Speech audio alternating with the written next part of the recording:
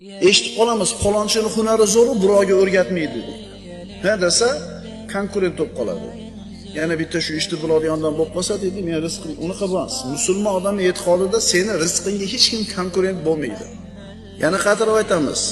Odamlarga dunyo ishlarida foyda qiladigan biror ilmni yoki kasbni o'rgatmasdan berkitayotgan odam so'ralganda, qiyomat kunida o'tli yugan bilan yuganlanadi.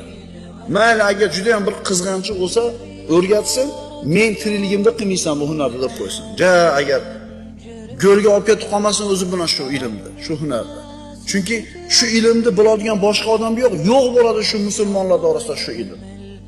Shuning uchun hunar egalari, ilm egalari sizlardan so'ralgan paytda buni berishlikdan baxillik qilmanglar. Chunki qiyomatda azobga sabab bo'ladi bu narsa.